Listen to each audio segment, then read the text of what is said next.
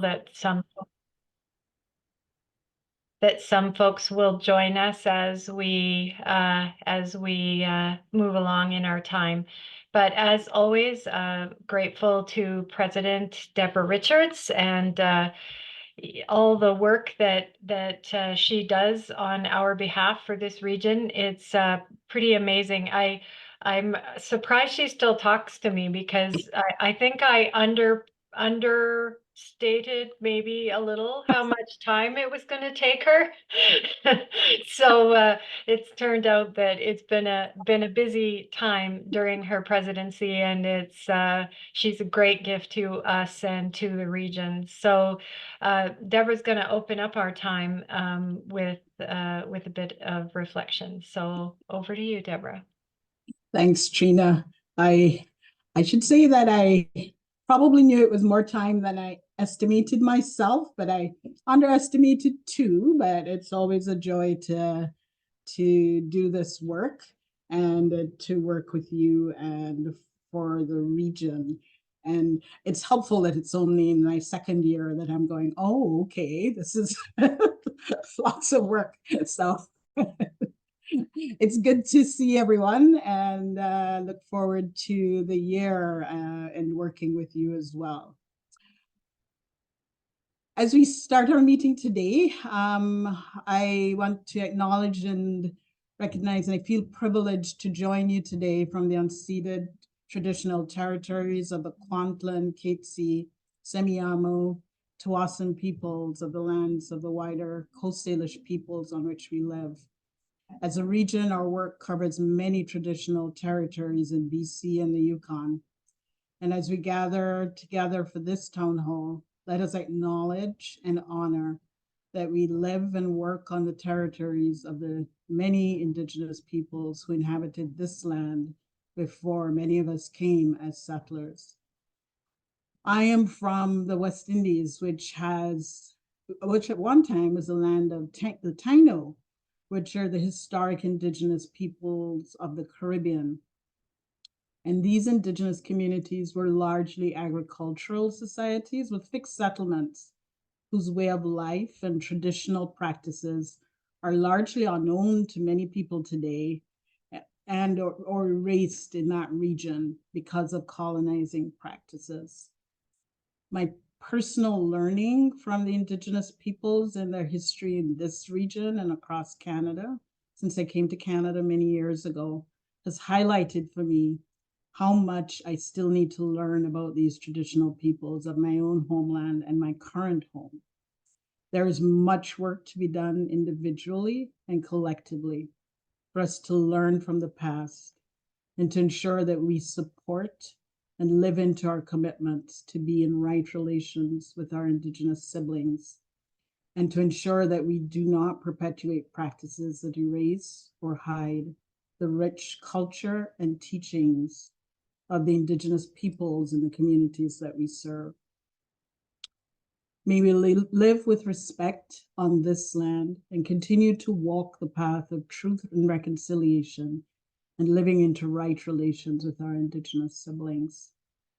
And I invite you now to add to the chat your own land acknowledgement of the land from which you're joining us today, and or a personal commitment that you have made to engaging in the truth and reconciliation process in your own community.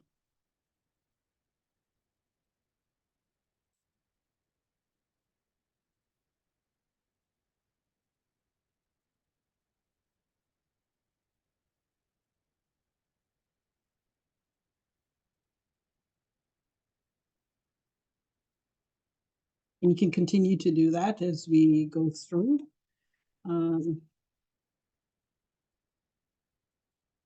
I light this candle as a reminder that God is in our midst and He is with us all the time and everywhere that we go. Let us pray. Gracious God, from the busyness of our day, we pause to remember that we are yours. We seek to make you a part of our every moment. Magnificent, are your ways, and gracious is your will. We come now to give you worship and praise. Our reflection today is adapted from David Sparks' book Off to a Good Start, and focused on a new year and venturing out. And our scripture reading is from Genesis 12, 1-9, and it's the call of Abram. Now the Lord said to Abram, "Go from our country and your kindred and your father's house to the land that I will show you. I will make of you a great nation, and I will bless you and make your name great, so that you will be a blessing. I will bless those who bless you, and the one who curses you I will curse, and in you all the families of the earth shall be blessed." So Abram went, as the Lord had told him, and Lot went with him. Abram was 75 years old when he departed from Haran. Abram took his wife Sarai and his brother's son Lot, and all the possessions that they had gathered, and the persons whom they had acquired in Haran, and they set forth to go to the land of Canaan. When they had come to the land of Canaan, Abram passed through the land to the place at Shechem, to the oaks of Moreh. At that time, the Canaanites were in the land. Then the Lord appeared to Abram and said, "To your offspring I will give this land." So he built there an altar to the Lord, who had appeared to him. From there, he moved on to the hill country on the east of Bethel and pitched his tent, with Bethel on the west, and Ai on the east. And there he built an altar to the Lord and invoked the name of the Lord. And Abram journeyed on by stages toward the Negeb.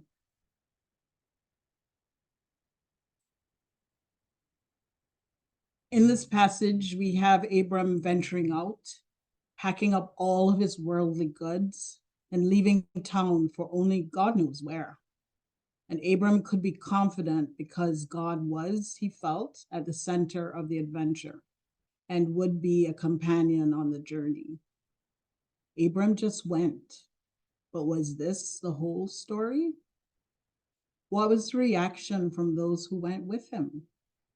Feelings of anticipation, fear, hope, uncertainty? All of these, and probably more. New Year's is a time when we sometimes make resolutions. It is also a time when we are called to make the journeys we've been putting off, to restore the relationships that have soured, to forgive the people who have turned away from, and to review our own skills and gifts. In your community of faith and in the wider region, there may be journeys we're called to begin as well. Explorations of new collaborative ventures within our communities, new connections, learning journeys, and action for justice and climate issues, discernments about direction, walking compassionately with others on difficult journeys. On all of these challenging journeys, as God went with Abram, so God goes with us. As you reflect on this passage and on your own experiences, think about the journey you are called to make in a new year. And you might want to ponder these few questions. What are some of the journeys we are challenged to begin as a faith community in this new year? Who will help us as we set out? What resources do we have to guide us along the way?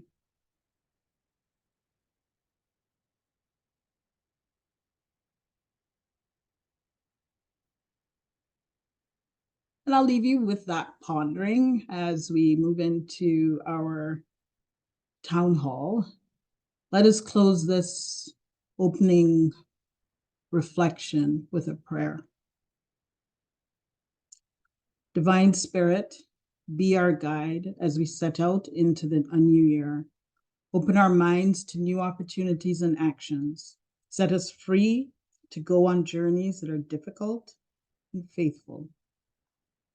Encourage us when we encounter troubles and roadblocks along the way. And fill us with the Spirit of Jesus, who went forward unafraid. Amen.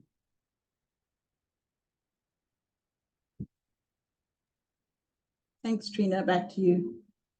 Thank you, Deborah. That was beautiful. So we're going to spend the majority of our time focusing on the Justice Ministry and some news that we have about affirming ministries in the region. But before we move into that, I wanted to just take a moment to introduce Scott Reynolds. Scott is the growth animator who is a national staff person or national staff position, but is deployed to serve our regions. And so Scott started in that role on January 1st. And so I've invited him to come and just say a word about who he is and what he does.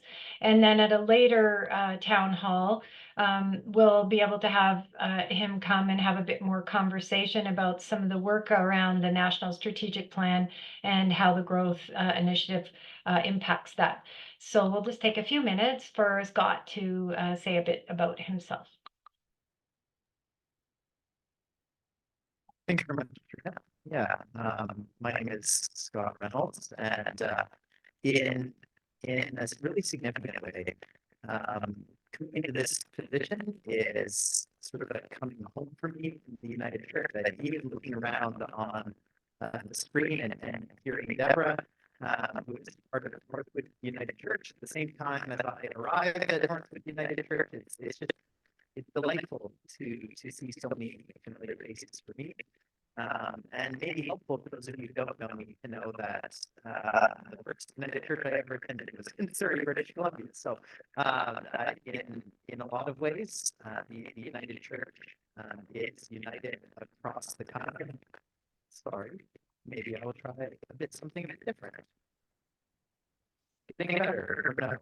If not, I can just unplug this. Yeah, it's a bit mechanical sounding. Okay, is this That's better? actually way better. Great, we'll do it this way. So I first came into the United Church in Surrey as someone who is in their 20s. It is a wonderful opportunity for me to be working once again with the folks from BC. In terms of my experience, I spent some time in British Columbia working with children and especially youth at the United Churches of Langley, and then moved into rural ministry when I moved to Alberta. And my experience there was at the Irma Viking Kinsale Pastoral Charge, so multi-point pastoral charge in solo ministry. In Langley, I was working with a team, and so I think also helpful to know that I can see things from a variety of perspectives when it comes to context. I think that's maybe especially helpful for some of the folks in rural ministry to hear. Because so often when you have folks coming from the national church, there's not necessarily a lot of rural experience that comes along with that. So I come to you today, in fact, from my basement in Irma, Alberta, town of 500 people. So that is, I think, a piece that I'm hoping to bring to the work. Some folks may be interested in what it is the growth animator is going to be trying to do. There are a few different goals that we have in mind, but they sort of come under the rubric of wanting to renew existing ministry, create new ministry, and invite people in the wider community to become part of what the United Church is doing, whether that's connecting with us in an explicitly spiritual way, or if that's connecting with us in some of the justice initiatives that the United Church is very passionate about. And so I am intending to be working with existing communities of faith as they seek to renew their ministry, as they seek to grow their ministry, and work with some individuals and small groups of people as they start new things. And that might come from a small group that's outside of a community of faith, or it might be some people within a community of faith who are looking to start something new. So that's the gist of the work that I'm engaged in. I think sometimes also it's maybe helpful to name that when folks hear growth, that they often want to know what that means, what that's about. For me, I like thinking about it in terms of topography. Every context, every situation is different.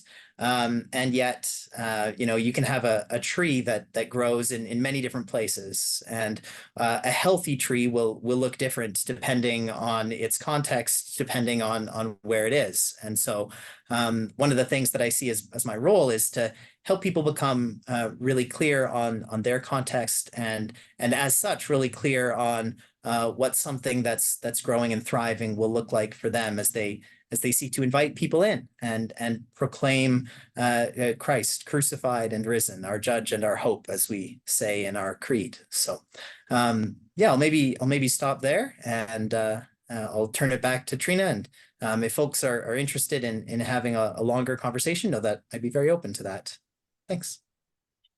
Great, thanks, Scott. And as I said, we'll have an opportunity to engage more fully with Scott. I didn't think it was a great idea to ask him to do that in the first week on the job. So we'll let him get his feet on the ground, and then we'll have him come for a more in-depth conversation about growth and the 100 new communities of faith and all those kinds of things that I know you're all wondering about with respect to this work going forward. So thanks for being here, Scott. We look forward to working with you and having you back. We were a little sad when you left and went to Alberta, so we're glad to welcome you back home, and look forward to more opportunities to interact and learn and grow with you in this role. A while ago, we conducted a search for a new justice minister when Jane Dawson, who was in the role previously, retired, and we made an announcement that Kendra Mitchell-Foster would be the person assuming that role. Kendra was already working for the region as campus minister in Prince George, and so it was a real gift that she was able to take on this role and move from half-time to full-time employment, and she brings some amazing gifts to this ministry, and we're very, very excited about what she's going to bring to this role and her vision for this work. So Kendra's going to tell you a little bit more about herself and the work that she plans to do, and I'll just turn things over to you. But Kendra, if there's anything you want me to pipe up about, just let me know. That's great. Thanks, Trina. I might need some piping up. As Trina said, that I'm really new to this post, and so there is a little bit of a learning curve. A little bit is actually a lot of a learning curve, but it's all good stuff, and I'm really looking forward to the work on affirming ministry. But before we get to that, I'm going to tell you a little bit about myself. So my name, of course, is Kendra Mitchell-Foster, and I grew up on a sheep farm in Manitoba on Treaty 1 territory in a little town called Arborg. So small places are really near and dear to my heart. And my life before ministry began with mosquitoes in Manitoba. I have a background in epidemiology and public health and working with tropical neglected diseases. And some of my most favorite justice work has been on diseases of poverty in Latin America and the Caribbean. And the best part about that justice work for me was working with communities to try to change policy so that they have more control over their health and so that they're legally recognized as communities. There's a lot of justice stuff in my past. I'm queer myself, and so have been involved in the LGBTQ movement. I don't think there was a Q in it when I started. We had an asterisk way back in the day. So I went to the University of Winnipeg and started that sort of justice work there. So just in order to date myself a little bit, I've been doing it for about 25 years, if you can believe that. And as well, I think that the biggest part of my excitement, my really feeling so blessed, like I've come into a dream job, is that I've always been really aware that justice is the foundation of how I feel connected to other people.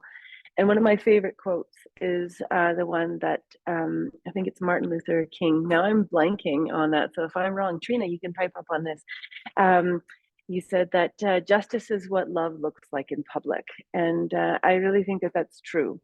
So with the justice ministry that we have in the Pacific Mountain region, I'm just feel so very privileged to be able to pick up where Jane has left off and continue the work that we have on guaranteed livable income, to continue the eco-justice work, continue work with reconciliation with Indigenous peoples, all of those things that are near and dear to my heart. Now that I'm here on unceded Lheidli-T'enneh territory as an uninvited guest in what's currently known as Prince George, and working as the campus minister for the University of Northern British Columbia and the College of New Caledonia, I've been also really quite involved with interfaith community building. It's something that I'm really passionate about. People tend to think about Prince George as maybe a white working class backwoods. And I'm just here to say that it's really not that. There's a thriving interfaith community here. There's a really diverse community here. And so much of the energy that I feel in my ministry comes from cultivating those relationships and finding these ways of making those networks of relationships flourish so that when there's an opportunity to act for justice or to build peace, we already have that foundation there. So that's the way that I've been living and working here in Lheidli territory in Prince George for the last number of years. I'm still waiting for my commissioning. Well, waiting, I think, is the wrong word. I'm madly getting everything, all the I's dotted and T's crossed for my commissioning this year. And so have been working in various kinds of ministry, prison ministry, in congregational ministry and chaplaincy while here, but all of which has been geared toward peace building, justice seeking, and interfaith community building, with particular focuses on affirming ministry. So affirming ministry is a big part of my background, and I'm really thrilled to be able to give a little bit of an update on what's been happening, as far as I know, in affirming ministry in the Pacific Mountain region, and some ideas that we have for the future. So I'm going to share a screen with you. I'll just find my fancy PowerPoint here. It's not really that fancy, but I just wanted to have a visual. I'm a visual learner. So I just wanted to have something up there for you so that you could see sort of what I'm talking about as I'm talking about it. If anybody would like access to these slides afterward, please just feel free to reach out and I'm happy to share. So the affirming ministry piece has multiple different players in it, and I'm one of them, the Justice Minister for the Pacific Mountain region. And so I wanted to give a little bit of a timeline. The affirming ministry is really special for me too, as someone who lives in Prince George, because the celebration of the region becoming affirming was at the AGM that we had here in PG. And so it was really, and that was right around when I was starting to work for the region too. So it was a really special event. So our affirming ministry timeline is that the vote that the region held to become affirming was at the AGM in 2021. The celebration, so all of that work of becoming affirming, doing the education, doing all of the networking and setting things up, took place over 2021, and then in the early months of 2022. And then we celebrated becoming officially an affirming region at the AGM in 2022. And here we go. I also wanted to say that in the United Church of Canada, this is a very small part of the picture. It's a very small, truncated timeline there that we're looking at with the Pacific Mountain region. There are a lot of people from this region that have been working for decades and decades for this to take place, laying the groundwork, doing a lot of the hard work. So I'm just showing this timeline here in particular, just to give a little bit of a background of how much work, how many people has been put into this justice ministry in our region. It's a lot, and I'm grateful to all of them for all of what they've done. So becoming an affirming region is a big process, and we do have a section on our website on the Justice Ministry Network page where you can go into it and look at the process to become an affirming region. But once you are an affirming region, or once you are an affirming congregation, you then have to live into an action plan or a work plan. So part of this is being able to say, yes, we've done this work, and yes, we are continuing to do the work. It's not being able to put one of these beautiful, inclusive pride flags up on your door and then giving up the game. So the first thing that was put into the Pacific Mountain Region Affirming Action Plan was to establish an affirming action group. And this was done, and it was full of people who have a lot of experience and who have a lot of passion. Part of this action group was to oversee how the region is living out its commitment to being an affirming regional council and identifying both long-term and short-term objectives.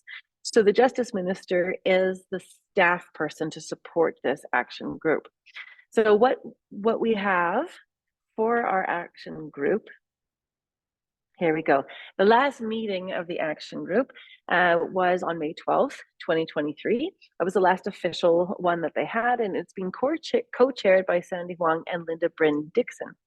They're currently in the stage, or we are currently in the stage, of reaching out to different communities of faith, trying to diversify some of the membership on the action group and to reignite some of the work that's already been done. So part of this work is about making sure that we live into the rest of the action plan. So it's having the committee, having the working group, but also ensuring that the rest of us are also, even as the working group is building, the rest of us are also feeding into this justice ministry as it moves forward. So the second thing that the Pacific Mountain region has for the Affirming Action Plan is to develop a regional affirming network. And this is something, as a social network analysis nerd, really excites me. Joining communities in horizontally organized networks where there's very little vertical hierarchy, where people can share ideas and knowledge and experiences, story, also strength and hope with one another, is, I think, really the best way to come into something that can be very scary for some people to tackle. And affirming ministry can be a really tough thing still in United Church faith communities to discuss and to start taking action on. So the regional affirming network, we're wanting to be able to provide opportunities for both education and support for the affirming ministries and congregations who are looking to be able to become affirming. But we really also want this to be something that's encouraging, something that's accessible, and something that doesn't have necessarily an administrative bottleneck. So thinking about things of making sure that there are translations in different languages, different culturally appropriate resources for people can help to solve that and to help to solve some of this knowledge sharing bottlenecks that we often experience. But what we do need to work on is figuring out with all of the people that we already know are affirming, all the congregations we already know are affirming in our region, figuring out a way to connect them in a way that's productive and positive in a network. So part of that work has been done, the groundwork has been laid, and Linda Brenda Dickinson had a table, and the affirming working group had a table at the last AGM that we had, and it had a display and a map of all of the affirming congregations within the region. And it also had information about how to contact them. It had information about how to become affirming. It had information about how to perhaps even put yourself out there as a mentor congregation or somebody who might help these congregations looking for a mentor, looking for some assistance moving forward. So the other part of this network and being encouraging is also about having enough resources so that people can identify one another in a crowd. So we always have our, I think this sticker might actually be from the table at the last AGM. So we always have our pride stickers. We always have sort of Affirm United logos on things. And part of the reason why that we find that to be so important is that if somebody's curious and wanting to know about how to become an affirming congregation, they might be more willing to approach someone that has some of these logos, some of these affirming images. So it's part of having these two SLGBTQ SIAP plus resources. Helping people even get through that acronym is a big deal because it's hard to say. So being friendly, being welcoming, and being encouraging is a really big part of network building. So we're hoping to build on the experience of the table from the last AGM and have a little bit more of a robust presence online with the network, and being able to get people to sign up for it, being able to have special newsletters or special information sessions moving forward. So moving from that, we find that there is a list online of all of the affirming congregations, and this list is growing all the time. So this list may in fact not include the latest congregations, but we have 41 at minimum. We have 41 right now that are in the region. So being able to connect all of these people together, being able to connect folks who are curious with these people, and being able to have these folks recognizable to one another and to people who are wanting to come into this ministry is a really important part of that networking. So with the developing of the regional affirming network, one of the things that we do need to be careful about as well, that not all of our resources are only in English, and that's going to be a longer term goal. So finding out who is in the network, what sorts of resources they want to access will help us then focus those goals on which resources need to be produced and presented and shared in languages other than English. So we are wanting to move forward with short, medium, and long term with this network. So here's one of my favorite diagrams. It's a social network. But what we're really thinking about is, rather than having only somebody come through the justice network, we would like to have a hub where people can access information on the web, people can find resources, people can connect with one another, hopefully having quarterly gatherings so that people can ask questions or share stories, and then also reach beyond the United Church and finding some ecumenical and interfaith relationship building to broaden that network. So the third and fourth things that are on our action plan are to provide mechanisms of support for folks from the queer community and their families and their allies, including those who have been affected by conversion therapy, to come together for mutual support, learning, and dialogue. So this is a really big subject. And what we're wanting to begin with, and this is why Pam Rocker is here with us today, what we're wanting to begin with is not reinventing the wheel. Pam and Affirming Connections in Calgary have done an immense amount of work, very good work on this. And the Pacific Mountain region and Affirming Connections have now partnered to be able to make these resources available within the PMR, and to perhaps even help to co-develop some resources in the future. So this is our short-term work on this has been the partnership with Affirming Connections, and we will hear from Pam very shortly.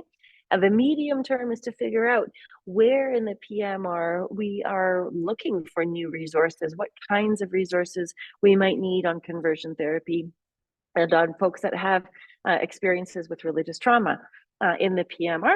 And then the longer term would be to try to develop out of these resources and out of the Affirming network mechanisms of support. So perhaps in person, perhaps online, perhaps gatherings for mechanisms of support.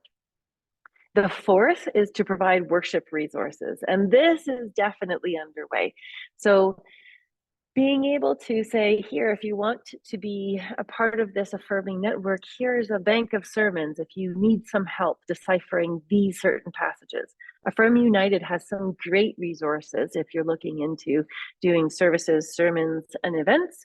And as well, what we're wanting to make sure that we do as we're providing resources, making sure that we know that they're culturally appropriate, that they're in different languages, and that they're accessible for folks. So building, again, as we saw on the previous page, building into that hub, places where people can find resources of where to start. Most of the time when people are not quite sure what to do, especially after you've been officially an Affirming congregation or officially an Affirming region, it sort of feels like, whew, we made it through, but now what?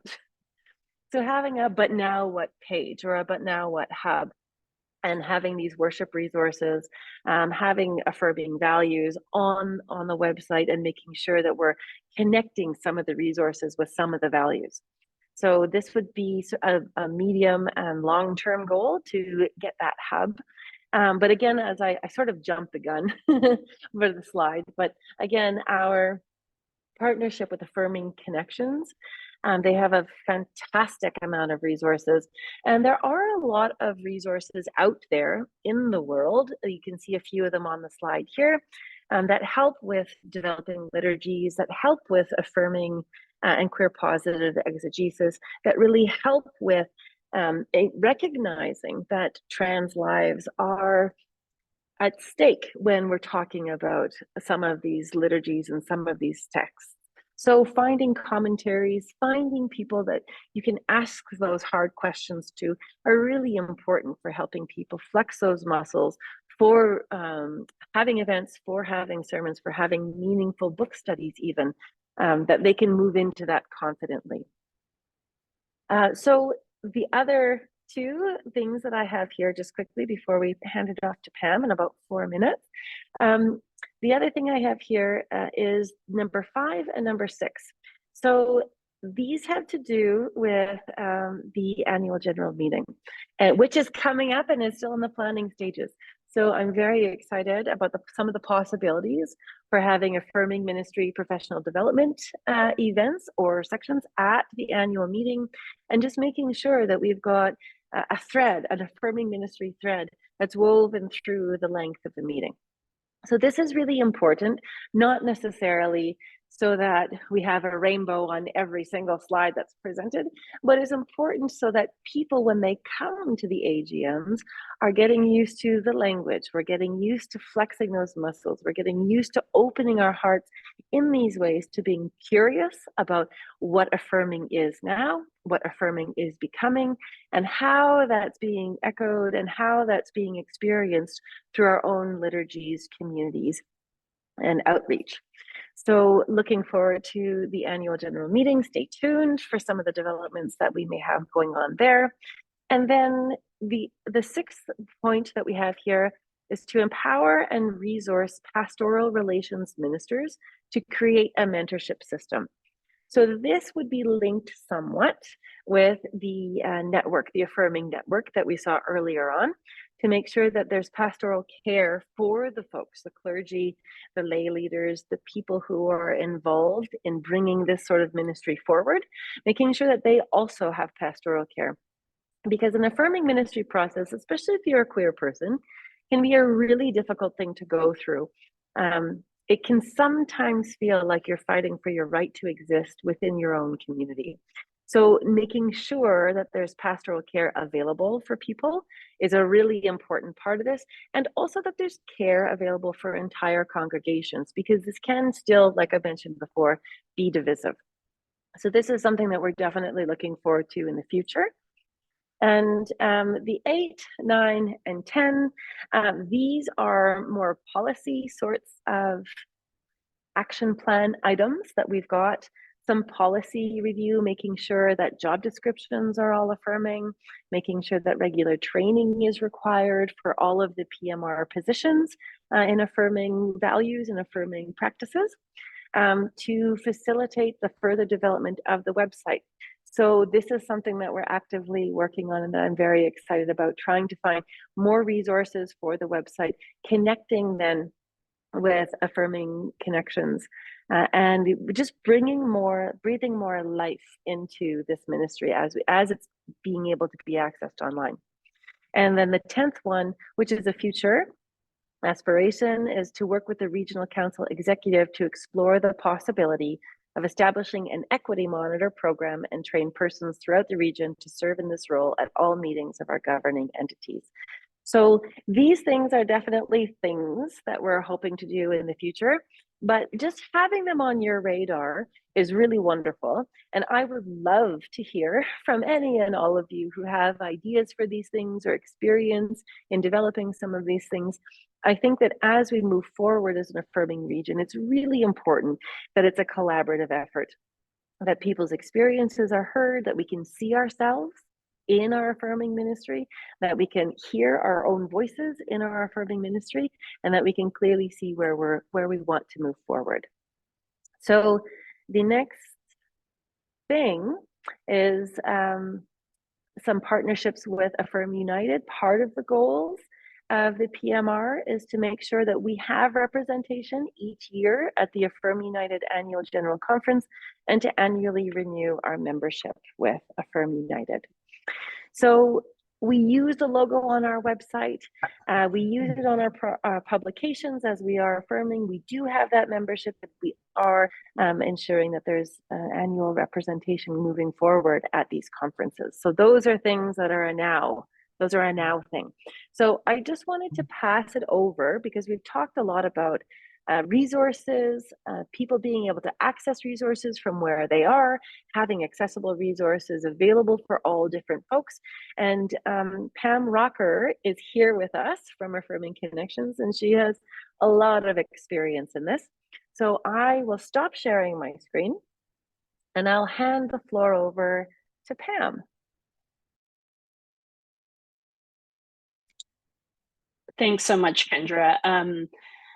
Hi, folks. It's always lovely. I feel like I'm kind of blurry. Hold on a sec. Is that better? Oh, okay. Here we go. It's always really exciting to get to work with folks from the Pacific Mountain region. And obviously, we've done a lot of informal partnership stuff together, but it is really meaningful to me to have this be something that is a true partnership. And I'm really looking forward to working alongside Kendra and, making really intentional efforts to making sure that our resources and the things that we do are readily accessible to you folks. I have a lot of respect for the journey that we are all on, and I'm in touch with a lot of different ministries in BC already, so I look forward to continuing that work. The biggest thing I want to share with you is just to let you know what kind of stuff we have available that you and your teams, your boards, the people that you're already in touch with might want to avail themselves of. And so I also am a visual person. And so, Kendra, you're not the only one who can create a presentation here, but yours is probably a little bit better. But I just wanted to share a little bit with you about the kind of resources that we have. We are about 6 years old now. And one of the things that we really have focused on is making sure, especially since the pandemic, that not only people, locally in Calgary or in Alberta can connect with us, but that, what we're creating can be, whether it's a small town in Alberta, where Scott is, or, a small town in BC, or a big city somewhere, that folks can be supported. And we find people from all over who connect with us. There was somebody from Chicago who wrote me the other day and said, thanks for our resources. So you never know who you might be impacting. And so we definitely get our inspiration of what to create from folks who are doing work and who are telling us what they need, but we want it to be available to anybody. So here's a couple of things that we've worked on and that we are working on, and your invitation to be involved in it. One of the really big things that we've done, and we just celebrated last year, the 5th anniversary of National Affirming Pi Day, which we co-founded with Affirm United. You'll see lots of beautiful pictures of pi here, is creating this special day. So if you don't know, pi stands for public, intentional, and explicit. And this arose out of, Kendra has been talking about, like, what does it actually look like to be affirming? What does it feel like? We can kind of guess and, put some guidelines around it, but what is a good container for a conversation around? Is our community, is our committee, is our congregation truly affirming? Is that the work that we really are open to being committed to? And so asking ourselves, what are we doing that's public, intentional, and explicit, can help us get to a more realistic and truthful and hopefully inspiring answer into what we can do. And so this happens every March 14th, Pi Day 3.14. I have had a complaint from somebody who said that we are oppressing math by taking over math. I checked in with math. It seems to be fine. It's still going. And so we wanted to use a day that was easy to remember for everybody. And so we choose that day. And so obviously this is coming up again this year, as it always is. And we have lots of resources on piday.ca, which is a website that we also run. You'll see that the theme that we have for this year is called Pi in the Public Square.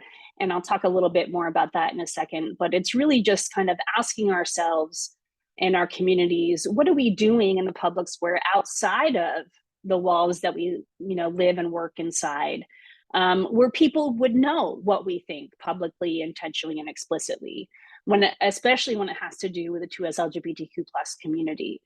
And so, for example, we've had folks from PMR write worship templates. This year we have Bob Fillier from this region who has written a worship template to, give folks ideas about what they can do to celebrate in their own communities. We have people from all over Canada who are writing. This year, for the very first time, we have a queer trans rabbi who's writing some worship resources for us, which is really exciting. And so you'll find on our website on Pi Day, just, videos and examples and just a lot of, ideas that can spark your own imagination about what's possible and how to celebrate it. We've seen people do anything from, donating pie to their local Gay Straight Alliance at their high school, to doing pie drive-bys where people can come and grab it and they have a little packet that talks about their affirming ministry, to book clubs, film screenings, big events. So it's really open to wherever you and your community are at, to be involved in any way. A really big thing that we have been involved in, and I'm sure has been on your radar, at least to some extent, is the huge surge of misinformation and intentional disinformation around trans and gender diverse people, which has kind of concentrated into the boogeyman of drag performers. And so in the past couple of years, we have seen the intensity of this increase, and especially from folks who claim to have a religious hierarchy above drag performers, and have said, all of the horrible things that are absolutely not true about the art of drag and drag performers, and have used that and those arguments to try to ban drag in general, to try to ban drag performances from being in libraries, drag kings and queens coming in and reading books to children. It's resulted in a lot of other things. Specifically right now, we're seeing a lot of attempts to remove any mention of LGBTQ plus folks in curriculum in schools. This has happened in some places in Canada. As we know, there are some successes and some failures of different books being banned, and they're sort of using this idea of protecting the children and applying that now not only to drag performances, but to actually what children are learning. And it's ultimately an attempt to remove all social visibility of the queer community for children, which we know is tremendously harmful and leads to often fatal consequences for young queer folks who feel like they are alone and are told that nobody like them exists, or that if you do, you are something to be feared. And so we wanted to speak back into this specifically from a voice of faith, because the narrative that's so loud is using religion as a horrible weapon, and to say, actually, our faith has a different narrative. And so we created the United Against Hate campaign, as you saw on the slide earlier, as well as drag FAQs. And so we have researchers, drag queens and kings, analysts, faith leaders, somebody from the Canadian Anti-Hate Network, put together basically their responses to the most common myths and disinformation around drag performers, which ultimately is sort of, gets to the heart of what we're talking about, which is, are queer folks, do they deserve to be treated as less than human, less than whole, less than sacred? And the answer is obviously not.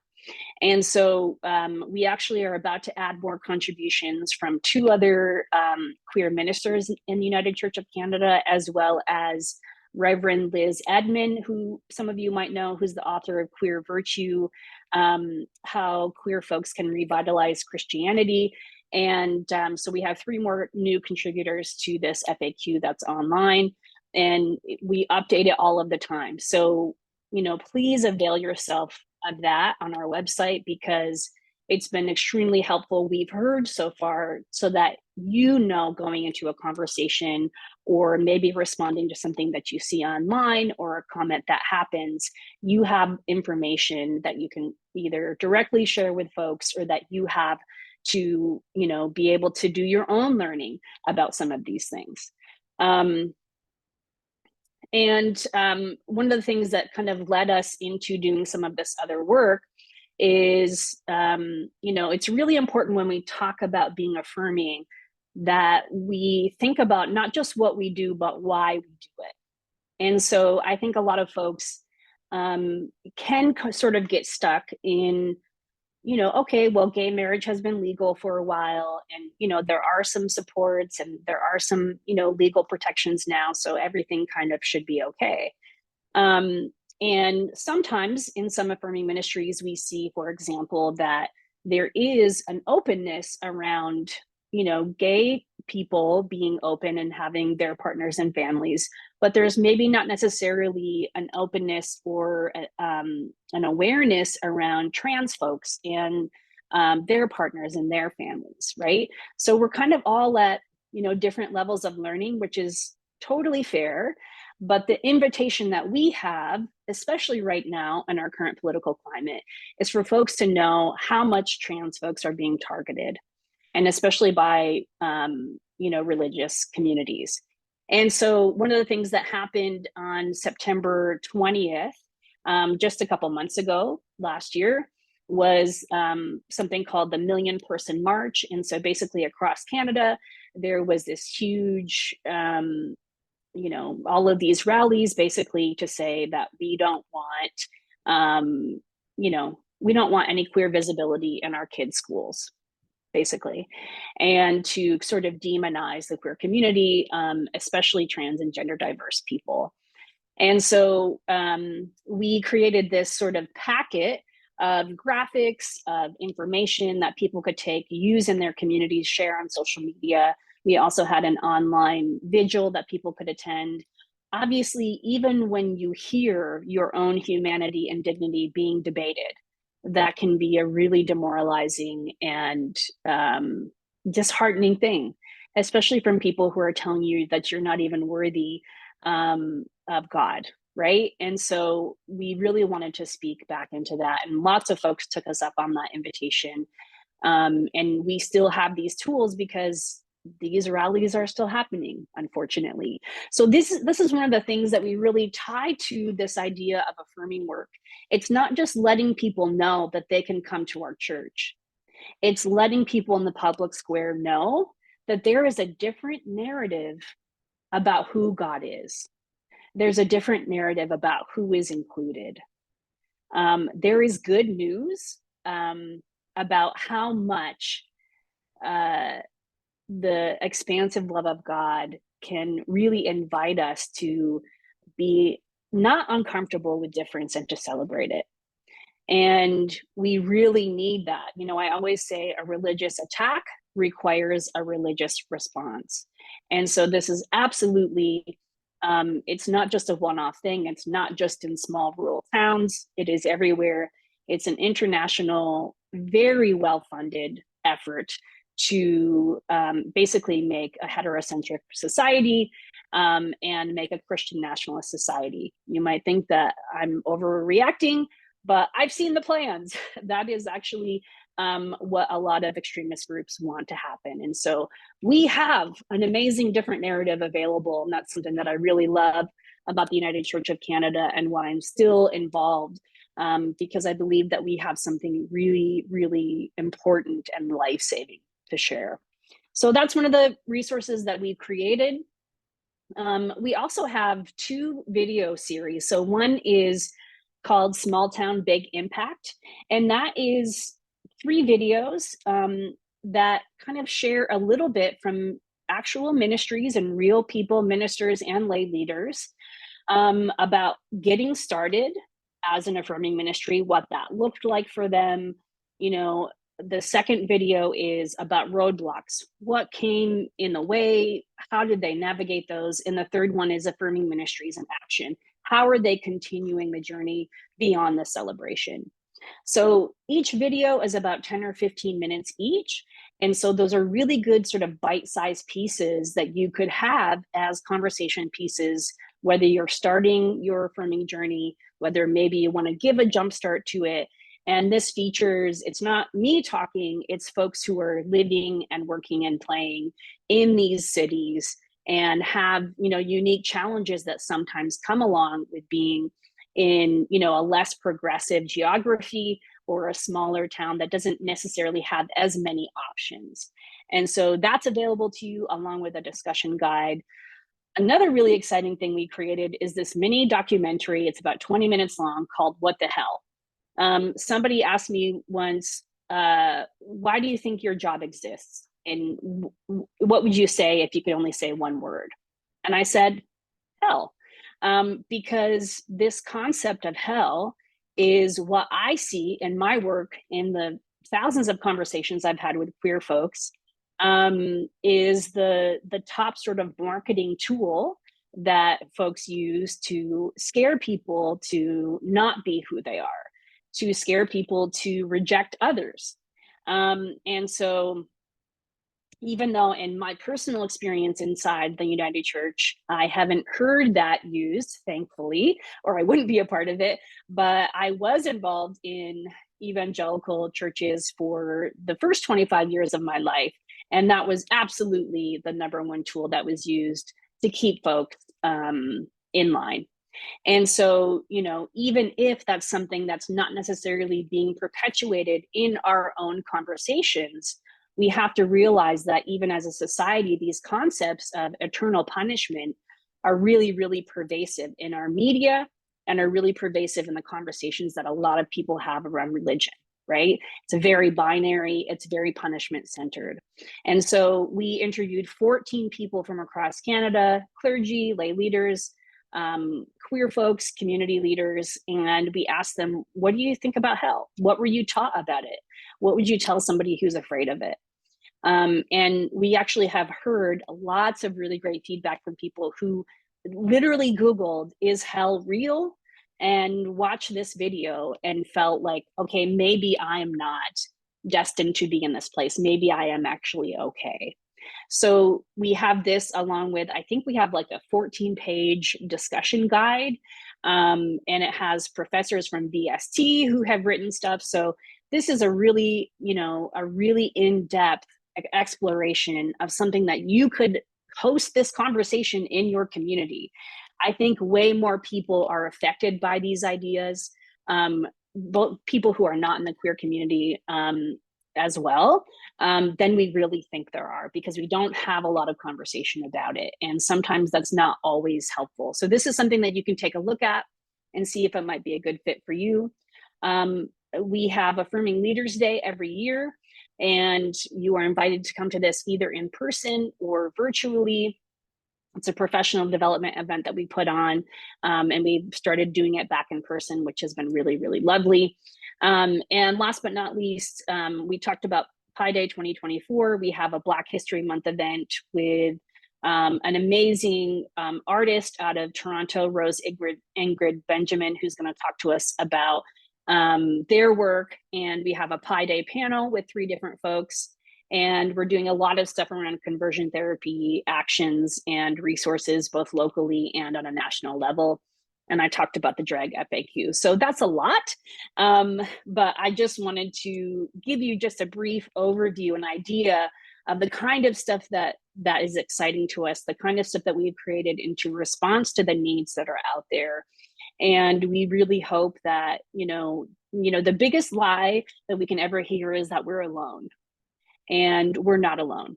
And our creed says that, and you know, we can walk in that truth. And we hope that, you know, this new partnership sort of really reinforces that idea. And I'm excited to see, you know, what this intentional connection, what will be sort of grown out of this in the days to come. But thank you so much, Trina and Kendra, for inviting us along on this journey with you. And we look forward to what's ahead. Thanks so much, Pam. That was amazing. So you can see, and this was, Pam did give us a plethora of information there. There's some really rich resources, and there are only a few. I just wanted to, I'll do a quick screen share and then I'll hand it over to you, Deborah, so that we can close. I just wanted to quickly show you how to find, actually, I'm going to find my tab first. I wanted to quickly show you how to find Affirming Connections resources, and just show you a little bit of what's out there with that. So I'll share screen very quickly, and you can see what we're in for. So we've got, and now I have to find it in all of my, here we go. So this is the Affirming Connections resources page. And you can see as you scroll down, there are a lot of resources, and they're all put into different sort of categories so you can browse. Here's the video. I actually just sent it to one of my community connectors for campus ministry. I think we're going to be having an event here about that video. But we have general beginner resources. There's lots and lots of sexuality resources, lots and lots of trans and gender expansive resources. And all of these things, so conversion therapy practices, the people who are surviving those, these are supports for them. So these are some of the resources that we at PMR are going to be able to utilize to support congregations, families, communities, and individuals There's also a good section on allyship, intersectionality and interfaith, parents and caregivers, healthcare system, mental health, children's books and resources. There are podcasts, there are TikTok accounts. So there are so many rich resources that she is sharing with us. I'm just so grateful to you and your team, Pam, for all of this really thoughtful, engaged, incredible work. And I did earlier on put my email address, that's what it's called, my email address in the chat. I should actually maybe just share my screen one more time so that if anybody wants to write it down, they can. And then I'll just hand it over back to you, Deborah, so you can find me at kmitchellfoster@united-church.ca. There is, stay tuned to the Pacific Mountain Ministry Justice Network page. We're going to be hopefully adding a bunch of new things there soon. It's very exciting. And then you can find Pam's work at affirmingconnections.com. So thank you so very much, all of you, for your attention, your care, and specifically your interest and your commitment to affirming ministry. As Pam said, it is life-saving work. And really and truly, it's a calling for all of us through the church to live into this ministry. So thank you and blessings to you all, wherever you're at in your affirming journeys. And I hope you have a wonderful rest of your day. Thank you, Kendra, and thank you, Pam, for your presentations and for your work. I learned a lot today, and I'm sure that others have as well. And you pointed us to a lot of resources that we can go back to. And I know that the time is short, so I'm sure people have questions. So I'm going to encourage you to reach out to Kendra and to Pam for more information so that they can guide you as needed. Really appreciate that. And I even made notes about where our work intersects with the justice ministry area and things that the executive should be following up on with you. So I'll certainly do that, Kendra. I know we're a little bit over time, everyone. Thank you so much for your engagement today and for participating in our first town hall for 2024. And as you leave, be reminded again that God is with us. We are not alone, and He walks with us everywhere that we go. Our next town hall will be the second Wednesday in February, and I am looking forward to another exciting roundup of what work is happening in our region. And in the future, I'm looking forward to hearing more about Scott's work as he takes on that growth animator role for Chinook Winds and for Pacific Mountain region. So thank you, everyone. Enjoy the rest of your afternoon. I'll stay online just for a few more minutes after this is ended, just if anyone has questions that they'd like to ask or that I might be able to direct to someone else in the region to respond to. So take care. Have a good afternoon.